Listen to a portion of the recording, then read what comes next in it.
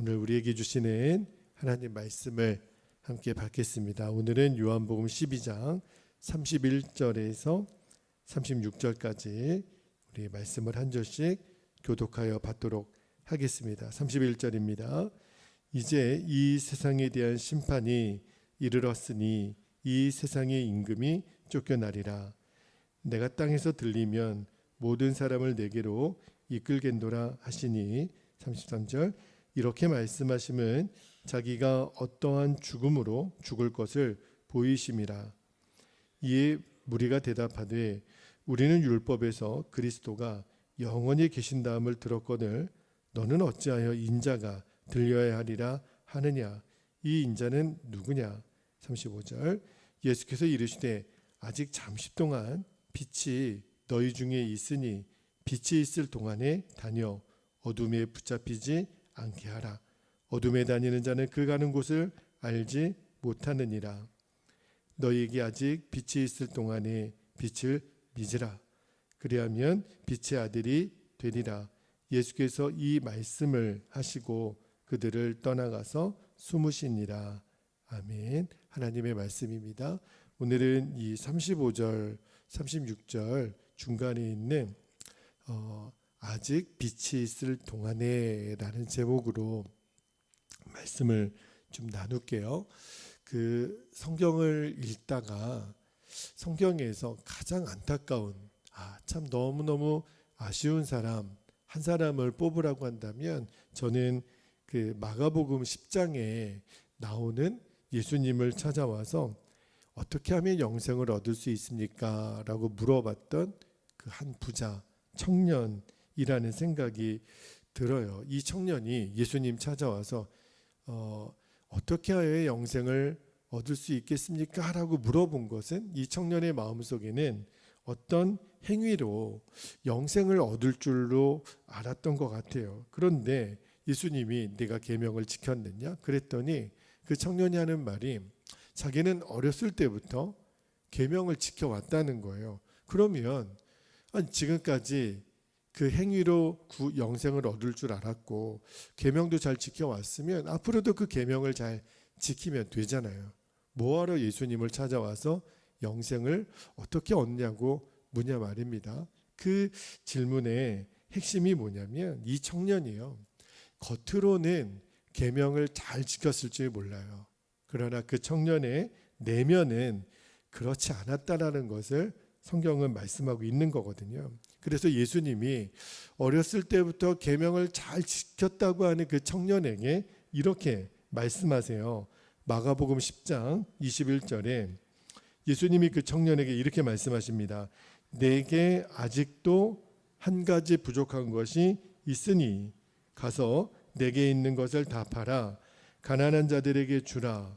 그리하면 하늘에서 보화가 내게 있으리라. 그리고 와서 나를 따르라.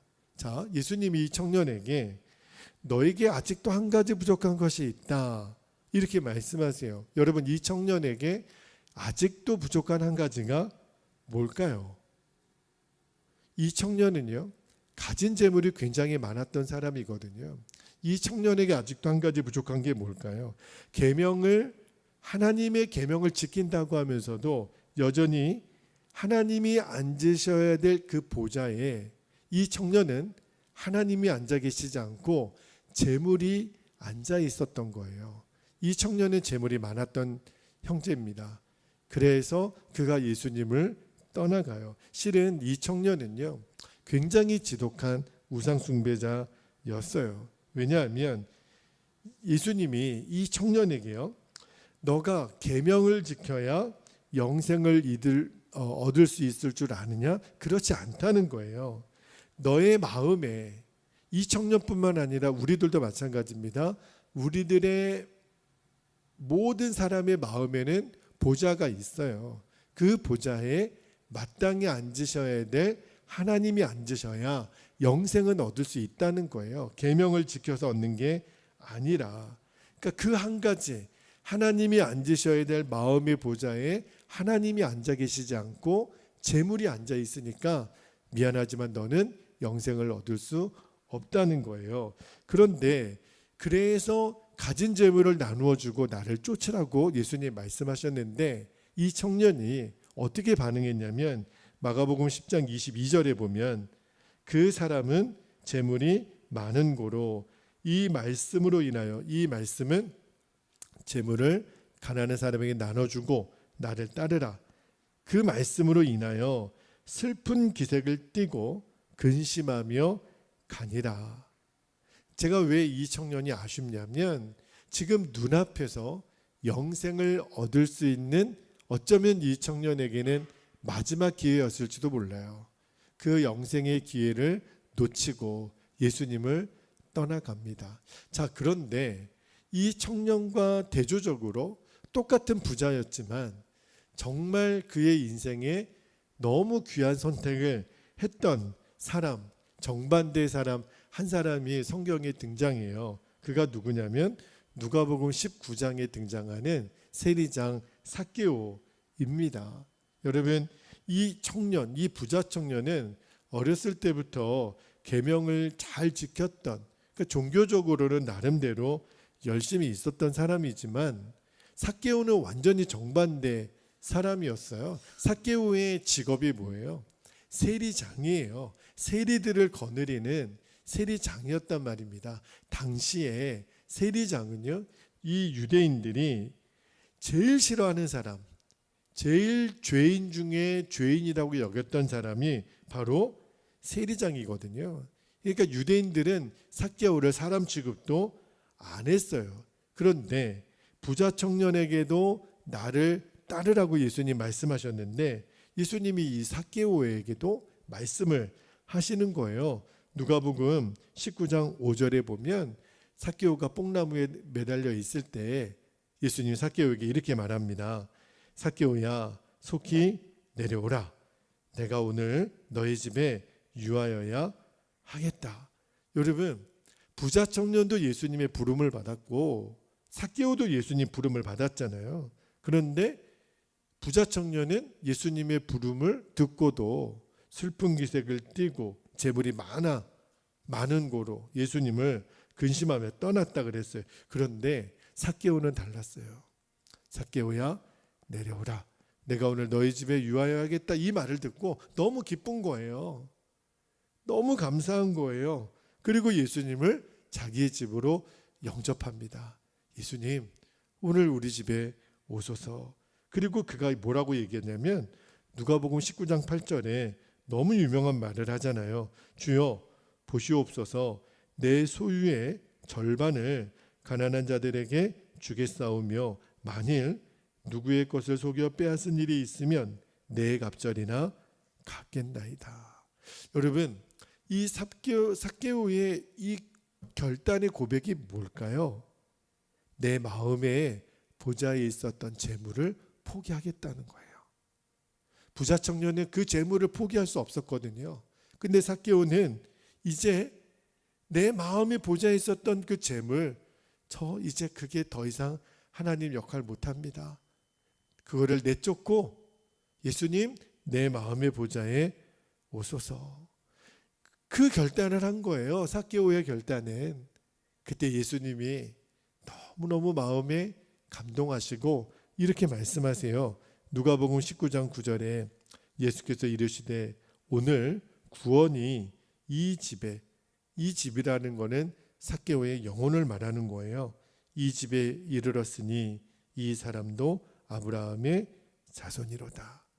하나님이 삭개오에게 임한 구원을 선포하고 인정해 주신 거예요. 자, 여러분, 제가 왜 오늘 이 부자 청년과 삭개오의 이야기를 여러분에게 좀 나눴냐면 우리도 말입니다. 내 마음에 보좌가 있어요.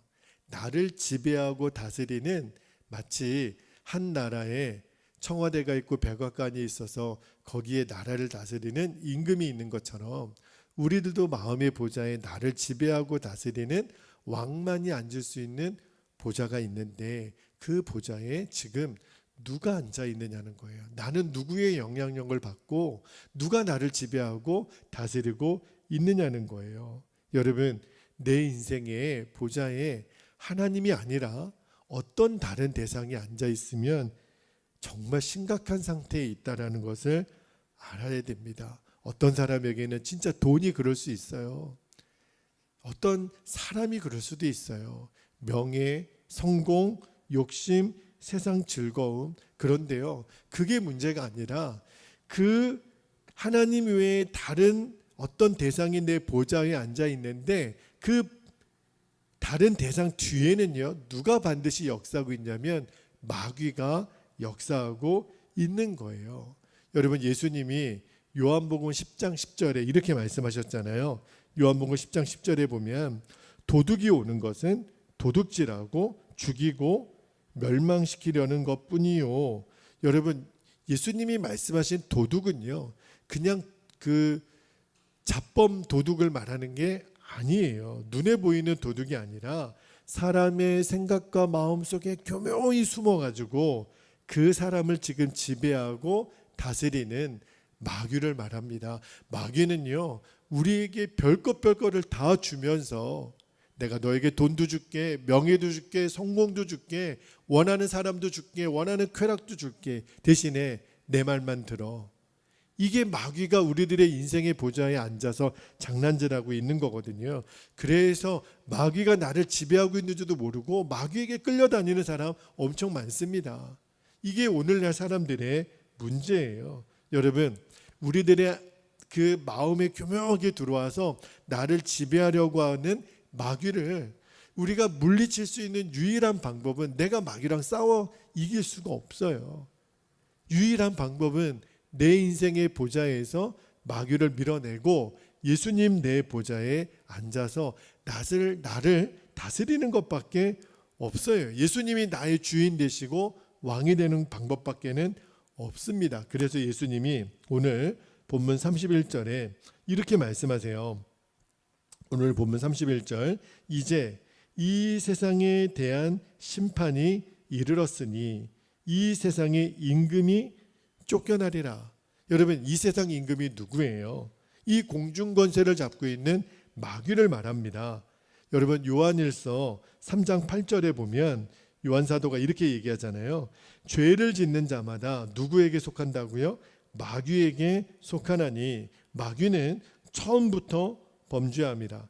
하나님의 아들이 나타나신 것은 예수 그리스도예요.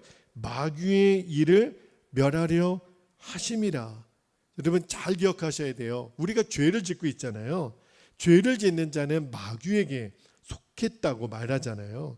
왜 그런 말이 나오냐면 우리가 죄를 지으면요, 마귀의 종이 돼요. 그게 무서운 거예요. 마귀가 나를 다스린다는 거예요. 마귀가 나를 지배해요. 그런데 예수님께서 이 땅에 오신 목적이 뭐라는 거예요? 나를 지배하는 마귀의 일을 멸하시려고. 그런데 마귀의 일을 멸하시는 방법으로 선택하신 게 뭐예요? 십자가라는 거예요. 그래서 오늘 본문 32절을 한번 보세요. 32절에 마귀의 일을 멸하기 위해서 오신 예수님이 뭐라고 말씀하시냐면 내가 땅에서 들리면, 자, 밑줄 한번 해보세요. 내가 땅에서 들리면 모든 사람을 내게로 이끌겠노라 하시니. 여러분, 예수님이 땅에서 들리면 이 말씀이 무슨 말이에요? 십자가의 죽음을 말하는 거거든요. 그 의미를 33절에는 이렇게 말씀을 하세요. 이렇게 말씀하심은 자기가 어떠한 죽음으로 죽을 것을 보이심이러라. 어떠한 죽음으로 예수님이 이 마귀의 일을 멸하신다고요? 십자가에서 죽으심을 통해서 마귀의 일을 멸하시겠다는 거예요. 자, 그렇다면 여러분, 예수님이 십자가에서 죽으신 것과 마귀의 일을 멸하는 것, 마귀가 쫓겨나는 게 무슨 상관이 있는 거죠? 자, 여러분 보세요. 예수님의 십자가는 모든 사람들의 죄를 짊어지고 예수님이 십자가에서 죽으시잖아요. 그러니까 예수님이 십자가에서 죄를 짊어지셨다라는 것은 저와 여러분이 당할 모든 사람이 치러야 될 죄의 값을 예수님이 대신 치르셨다는 거예요. 그 말은 그 십자가의 예수님을 믿으면 우리는 용서함을 받습니다. 다시 말하면 그 죄의 용서함을 받는 순간 우리는 어떻게 되는 거예요? 죄값을 치를 의무가 없어지는 거예요. 다시 말하면 더 이상 마귀의 종이 될 이유가 없다라는 거예요. 할렐루야. 여러분, 예수님의 십자가를 통해서 우리에게 주어지는 은혜가 뭐냐면 이제는 죄에서 자유함을 얻는 거예요. 죄에서 자유를 얻게 하면 주의 보혈. 그 찬양의 고백이 여기서 나오는 거예요. 여러분, 죄에서 자유를 얻게 되었다. 이 말은 뭐예요? 더 이상 죄를 통해서 마귀가 나를 지배할 힘을 잃어버렸다는 거예요. 할렐루야. 이게 오늘 예수님 우리에게 말씀하시고자 하는 핵심이에요. 너희들은 계명을 통해서 영생을 얻으려고 생각하느냐? 아니라는 거예요. 우리는 그럴 수도 없고 또 그렇게 할 능력도 우리에게는 없어요. 오직 하나, 나를 지배하고 있는 이 마귀의 집에서 벗어날 수 있는 것은 오직 예수 그리스도의 십자가의 보혈밖에 없습니다. 그래서 예수님의 십자가 앞에 마귀가 쫓겨가는 거예요. 그래서 십자가가 우리에게 구원이 되고 영생이 되는 겁니다. 자, 여러분 보세요. 우리가 예수님의 십자가로 구원을 받았잖아요. 그런데도 당황스러운 거는 우리에게 죄의 유혹은 여전히 있다는 거예요. 왜냐하면 마귀가요, 예수님의 십자가 때문에 자기의 권세를 잃어버리죠. 마귀도. 그런데 마귀는 경험으로 알아요. 인간이 죄를 또 짓게 되면 내가 그를 다스릴 수 있다는 것을 마귀가 알죠. 그래서 우리에게 끊임없이 죄의 유혹을 하는 거예요. 그때마다 여러분, 우리가 뭘 붙들어야 돼요? 예수님의 십자가를 붙드는 겁니다. 마귀야, 예수님의 십자가에서 너를 쫓아내셨어. 너는 다시 나를 지배할 권세가 없어. 우리는 그 마귀를 향해 대적할 수 있어야 돼요. 죄의 종이었을 때는 마귀랑 싸우지 못합니다. 내가 죄의 지배를 받고 있는데 어떻게 마귀랑 싸워요? 그지요? 마귀의 지배를 받고 있을 때는 마귀와 싸울 수가 없잖아요. 그런데 이제는 싸울 수 있어요. 또 싸워야 합니다. 왜냐하면 예수님이 죄에서 승리하셨고 마귀는 쫓겨났기 때문에 우리에게는 예수님의 십자가가 있잖아요. 물론 때로는 유혹에 넘어져서 죄에 넘어질 때도 있어요. 그때 우리는 또 십자가를 붙들고 일어나는 거예요. 그게 바로 회개의 은혜이잖아요. 여러분, 내가 십자가를 붙들잖아요. 그러면 내 마음의 보좌에 예수님이 드디어 왕의 자리에 앉으시는 거예요. 내가 예수님이 내 보좌에 앉으실 때에만 나는 죄를 이길 수 있습니다. 마귀가 예수님하고 게임이 되겠어요? 예수님이 내 마음의 보좌에 앉으시면 나의 구원이 이루어지고 영생이 이루어지고 나는 마귀랑 싸워 이기게 되는 거예요. 자, 오늘 말씀에 35절 말씀 보세요. 35절에 예수님이 이렇게 말씀하잖아요. 예수께서 이르시되 아직 잠시 동안, 여러분 그 잠시 동안이라는 표현을 잘 기억하셔야 돼요. 빛이 너희 중에 있으니 빛이 있을 동안에 다녀 어둠에 붙잡히지 않게 하라. 어둠이 바로 마귀의 종로를 타는 죄의 권세에 붙잡히는 거거든요.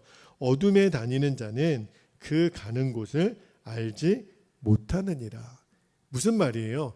여러분, 죄 가운데 있으면 내가 죄를 짓고 있는 줄조차도 모른다라는 거예요. 빛은 누구일까요? 빛은 예수님이에요. 그러니까 이 빛이 있을 동안, 아직 잠시 동안, 다시 말하면 이 빛이 있을 동안은 예수님을 내 마음의 보좌에 모시고 예수님을 따라갈 수 있는 기회가 있는데 그 기회는 아직 잠시 동안만 있다라는 거예요. 이 예수님을 따라가야만 우리가 어둠에 붙잡히지 않는 유일한 방법이라고 말씀을 드렸잖아요. 이어지는 36절 한번 볼게요. 36절에 보면 너희에게, 예수님이 35절 말씀을 다시 한번 반복하시면서 이렇게 말씀하시는 거예요.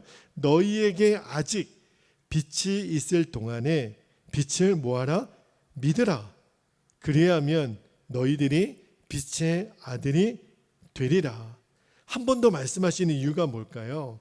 여러분, 빛 대신 예수님을 믿으면 저와 여러분이 빛의 아들이 된다라는 거예요. 다시 말하면 어둠에 붙잡히지 않는다라는 거예요. 그런데 예수님이 말씀하신 것처럼 그 기회는 무한정에 있는 게 아니라는 거예요. 얼마만큼은요? 잠시 동안. 그래서 지금 이 시간이 너무 중요해요. 우리가 전도할 때 보면, 저도 요즘 계속 전도하고 있는데, 그러면 교회 오세요. 예수님 믿으면 너무 좋아요. 이렇게 말씀을 드리잖아요. 그러면 대다수의 사람들이 이렇게 얘기합니다. 나중에 믿을게요. 그 말은 지금은 아니라는 거죠. 그런데 여러분, 우리들의 인생에 정말 미뤄서는 안 될 것이 있어요.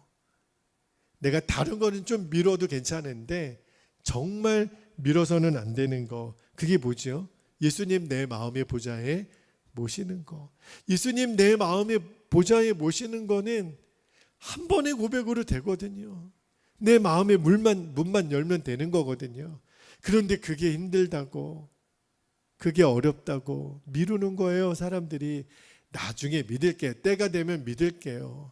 그런데 그 인생에 그 주어진 예수님을 모실 기회가 그날뿐이면 어떡하겠어요? 여러분, 내 인생이 내일도 있으리라는 보장이 어디 있어요? 너무너무 안타까운 거죠. 여러분, 이 부자 청년 이야기를 제가 처음에 드렸잖아요. 이 부자 청년은요, 예수님이 그를 부르시는 기회를 붙잡지 않았습니다. 그 덕분에 그는 아마 호의호식하고 살았겠죠. 왜냐하면 가진 돈이 많으니까 이 세상 사는 동안에 남부럽지 않게 살았겠죠. 그런데 그것을 위해서 그 부자 청년이 뭘 버린 줄 아십니까? 영생을 버렸어요. 영원한 생명을 그는 버렸어요. 이 세상에서 가장 안타깝고 가장 불쌍하고 어리석은 선택을 한 거죠. 그런데 삭개오는요, 예수님이 그에게 주신 기회를 붙잡았어요. 자신에게 있었던 모든 재산을 가난한 자들에게 다 나눠줬습니다. 세상적으로 보면 삭개오는 이제 쫄딱 망했어요. 그런데 예수님은 삭개오에게 네가 아브라함의 자손이 되리라, 이 말은 구원받았다라는 의미거든요. 오늘 본문 말씀으로 비유하면 삭개오야, 너는 이제 빛의 아들이 되었어. 아마 이제 삭개오는 그 뒤로는 부자 소리 못 들었겠죠. 왜냐하면 쫄딱 망했으니까요. 세상 재물 다 나눠줬으니까 아마 이전까지 누렸던 호의호식, 세상 즐거움 다 이제는 누릴 수가 없게 된 거예요. 그러나 삭개오는 하나는 얻었습니다. 뭘 얻었죠? 영생을 얻었어요. 부자 청년은 영생을 잃어버리는 선택을 했고요. 삭개오는 영생을 얻는 선택을 한 거예요. 정말 지혜로운 선택을 삭개오는 한 거죠. 여러분, 우리도 삭개오처럼 이제 예수님의 부르심의 기회를 붙잡아야 됩니다. 그러면 다시 말하면 예수님을 내 인생의 보좌의 왕으로 모시고 사는 거예요. 그러면 죄가 더 이상 우리를 지배하지 못합니다. 그리고 우리에게 하나님이 칭호를 하나 주세요. 너희가 빛의 아들이 되리라. 오늘도 우리가 그 빛의 아들로 살아가는 은혜가 저와 여러분에게 있기를 예수님의 이름으로 축복합니다. 이제 우리 함께 기도하겠습니다. 오늘도 두 가지 기도 제목 붙들고 기도합니다. 첫 번째 기도 제목은 내 마음의 보좌에 언제나 예수님이 앉으셔서 나를 다스리는 인생이 되게 하옵소서. 두 번째, 빛이 있을 동안에 빛을 믿도록 부르시는 예수님의 기회를 삭개오처럼 붙잡아야 돼요. 그리고 주여, 내가 빛의 아들로 살아가게 하옵소서. 이 두 가지 기도 제목 붙잡고 우리 주님의 이름을 간절히 부르신 후에 통성으로 기도하겠습니다. 주여,